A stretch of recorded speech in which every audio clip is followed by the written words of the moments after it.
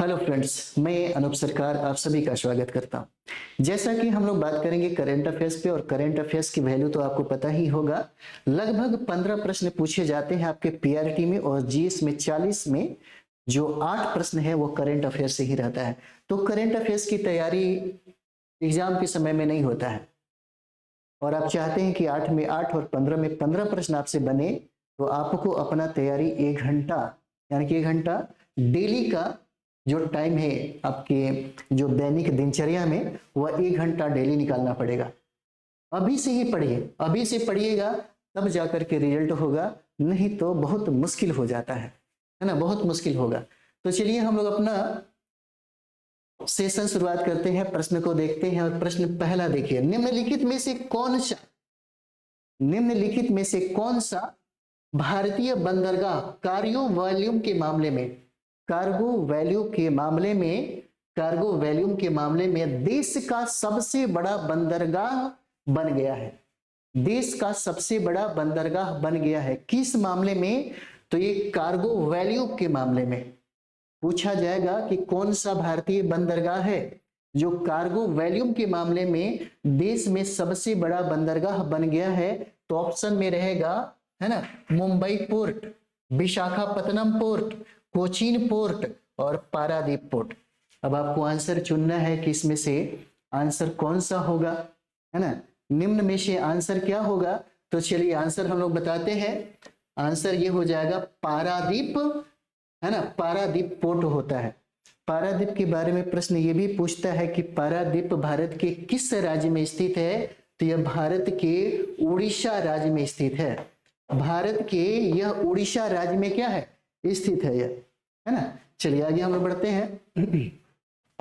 देखिए यही है पारादीप, है ना, पारादीप पोर्ट उड़ीसा में स्थित है। और इसी पारादीप पोर्ट के बारे में कहा जा रहा है कि कार्गो वैल्यूम के मामले में यह देश का सबसे बड़ा बंदरगाह है। यह देश का सबसे बड़ा बंदरगाह बन गया है। कौन सा? तो पारादीप हो जाएगा, है ना, पारादीप। अगला प्रश्न हम लोग देखेंगे कि भारतीय अंतरिक्ष अनुसंधान संगठन का, भारतीय, है ना, भारतीय अंतरिक्ष अनुसंधान संगठन का दूसरा क्रम भी याद रखिएगा, पहला दूसरा पूछा जा सकता है। दूसरा स्पेस पोर्ट कहां स्थापित किया जाएगा? दूसरा, है ना, स्पेस पोर्ट पूछा जा रहा है कि कहां स्थापित किया जाएगा। किसका?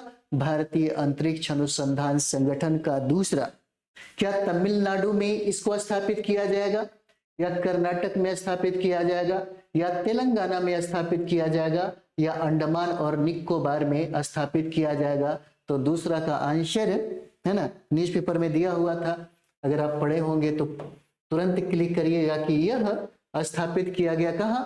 तो तमिलनाडु में स्थापित किया गया है।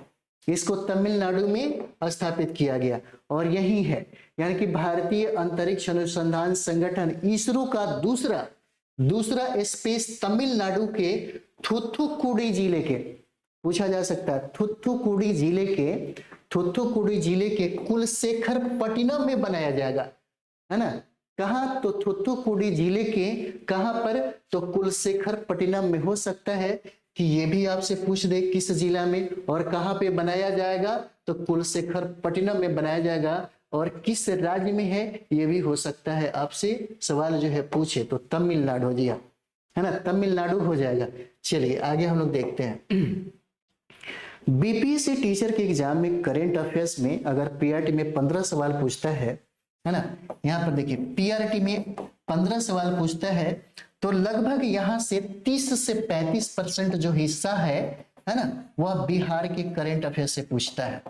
बिहार के करंट अफेयर से ये सवाल जो है पूछा जाएगा, इसलिए बिहार का करंट अफेयर्स बहुत इंपॉर्टेंट हो जाता है आपके लिए। चलिए यहां पर देखते हैं, हाल ही में चंद्रकिशोर जायसवाल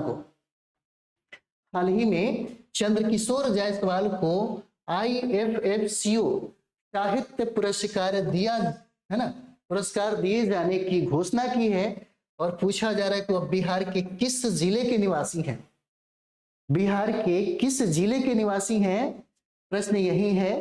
तो ऑप्शन में भागलपुर हो जाएगा, मधेपुरा है, बेगूसराय है और पटना हो जाएगा। तो क्या होगा इसका? किस जिले में इनका निवास स्थान है, इनका घर है, तो क्या हो जाएगा? तो चलिए ये हम लोग देखते हैं। 3 का आंसर क्या हो जाएगा? 3 का आंसर बी हो जाता है। कहां पे? मधेपुरा। और यही मधेपुरा में है ना, इसी मधेपुरा में सबसे ज्यादा जो है ना, जनसंख्या वृद्धि दर आपको देखने को मिलेगा सबसे ज्यादा। और भागलपुर को हम लोग सिल्क सिटी के नाम से जानते हैं, सिल्क सिटी के नाम से। और बेगूसराय में यानी कि बिहार का पहला रामसर साइट घोषित किया गया बेगूसराय में कांवर लेक को। और पटना, ये पटना जो है बिहार की राजधानी तो है ना। साथ ही साथ यहाँ से 2-3 प्रश्न पूछे जाते हैं कि पटना बिहार के कितने जिलों से घिरा हुआ है? तो 9 जिला हो जाएगा, 9 जिला। और गंगा की लंबाई सर्वाधिक किस जिले में है ना, बिहार के किस जिले में गंगा की लंबाई सर्वाधिक है? तो पटना जिला हो जाएगा, जहां पर गंगा की लंबाई सर्वाधिक 99 किलोमीटर है ना, 99 किलोमीटर। उसके बाद जो दूसरा गंगा का लंबाई है वह भागलपुर में हो जाएगा, और ये है 97 किलोमीटर हो जाता है ना। इतना भी याद रखिएगा तो निश्चित तौर पे बन जाएगा। चलिए तो यहां पर देखिए, बिहार के मधेपुरा जिला निवासी चंद्रकिशोर जायसवाल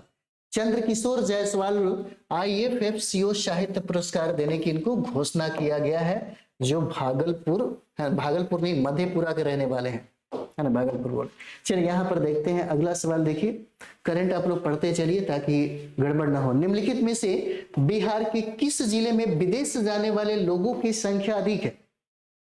निम्नलिखित में से बिहार के किस जिले में विदेश जाने वाले लोगों की संख्या अधिक है?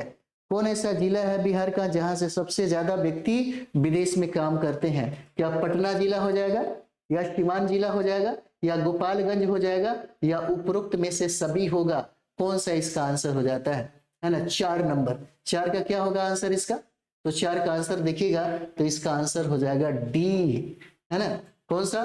पटना, सिवान, गोपालगंज, यहाँ से सबसे ज्यादा है ना विदेश में लोग काम करते हैं, विदेश में लोग है ना अपना सेवा देते हैं। चलिए आगे हम लोग देखते हैं।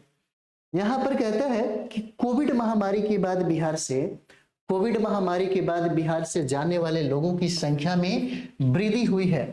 पटना, सिवान, गोपालगंज, चंपारण और किशनगंज जिलों में विदेश जाने वाले लोगों की संख्या क्या है? सबसे अधिक है। विदेश जाने वाले लोगों की संख्या क्या है? सबसे अधिक है। यही सवाल आपसे पूछा गया है। चलिए अगला प्रश्न हम लोग देखेंगे। अगला प्रश्न है, हाल ही में 15वीं बिहार बटालियन ने अपना कौन सा स्थापना दिवस मनाया है? हाल ही में 15वीं बिहार बटालियन ने अपना कौन सा स्थापना दिवस मनाया है? तो क्या वह 45वां स्थापना दिवस होगा, या 44वां स्थापना दिवस होगा, या 46वां स्थापना दिवस होगा, या 48वां स्थापना दिवस होगा? कौन सा स्थापना दिवस होगा? तो यहाँ पर देखिए इसका आंसर हो जाएगा 45वां स्थापना दिवस हो जाएगा। कौन सा? 45वां स्थापना दिवस, है ना। जैसे में यहाँ पर देखिए कहता है कि दानापुर स्थित बिहार रेजिमेंट सेंटर में 15वें बिहार बटालियन का कौन सा? तो 45वां स्थापना दिवस मनाया गया, 45वां। और 15वीं बिहार बटालियन की स्थापना 1 सितंबर 1980 को हुआ था दानापुर कैंट में। किया किसने था इसकी स्थापना? तो लेफ्टिनेंट कर्नल दयानंद मलिक के नेतृत्व में इसकी स्थापना किया गया था। इसकी स्थापना किसके नेतृत्व में? तो कर्नल दयानंद मलिक के नेतृत्व में 1 सितंबर 1980 को इसका स्थापना किया गया। जो 15वीं बिहार बटालियन का कौन सा स्थापना दिवस? तो 45वां स्थापना दिवस मनाया जा रहा है ना। चलिए आगे हम लोग देखते हैं। यहाँ पे बिहार का पहला भौगोलिक संकेत सुविधा केंद्र कहाँ स्थापित किया गया? बहुत इंपॉर्टेंट सवाल है, बिहार का पहला पूछा जा रहा है। जब बिहार का पहला और भारत का पहला इस तरीके से अगर प्रश्न पूछता है तो आपको रट जाना चाहिए, क्योंकि ऐसे प्रश्न पूछे जाते हैं। बिहार का पहला भौगोलिक संकेत GI सुविधा केंद्र कहाँ स्थापित किया गया? क्या बिहार कृषि विश्वविद्यालय सबौर में स्थापित किया गया, या बिहार कृषि विश्वविद्यालय समस्तीपुर में स्थापित किया गया, या बिहार कृषि विश्वविद्यालय भागलपुर में स्थापित किया गया, या पटना विश्वविद्यालय है ना पटना में स्थापित किया गया। 4 ऑप्शन दिया गया है, प्रश्न पूछा जा रहा है कि कहाँ किया गया है इसको, है ना। तो चलिए आंसर हम लोग देखते हैं। यह बिहार कृषि विश्वविद्यालय जो सबौर है, सबौर के बारे में एक बार प्रश्न पूछा था कि सबौर जो बिहार कृषि विश्वविद्यालय है वह किस जिले में है, तो वह जिला हो जाएगा भागलपुर। भागलपुर डिस्ट्रिक्ट में सबौर जो है कृषि विश्वविद्यालय है, पूछा गया सवाल है ना। चलिए यहाँ पे हम लोग देखते हैं, यहाँ कहता है कि बिहार का पहला भौगोलिक संकेत, बिहार का पहला भौगोलिक संकेत सुविधा केंद्र बिहार कृषि विश्वविद्यालय सबौर में स्थापित किया गया। उद्देश्य क्या है, तो बिहार के विरासत उत्पादों को वैश्विक मान्यता प्रदान करना और उनके लिए जीआई टैग है ना प्रदान यानी कि प्राप्त करने में क्या करना, सहायता करना, इसका उद्देश्य है। चलिए अगला प्रश्न देखिए, कहता है कि निम्नलिखित में से किस राज्य में, निम्नलिखित में से किस राज्य में देश का दूसरा सबसे बड़ा बकरी वीर्य बैंक खोला जाएगा। इंपॉर्टेंट है, बहुत इंपॉर्टेंट है, बकरी वीर्य बैंक है ना, बकरी के लिए एक नए नस्ल को, अच्छे नस्ल को तैयार करने के लिए।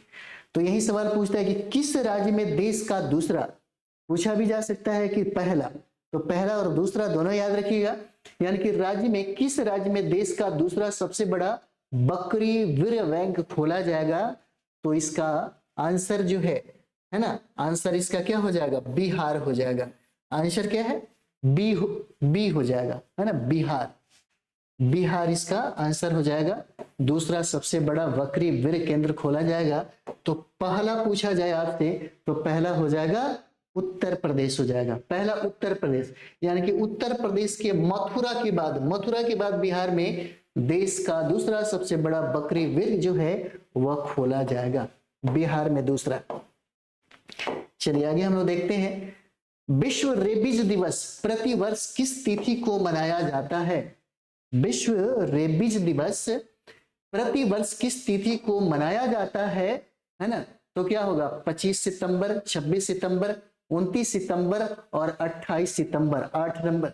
आंसर क्या होगा, तो इसका आंसर डी हो जाएगा, है ना, आंसर इसका क्या है, डी हो जाता है ना।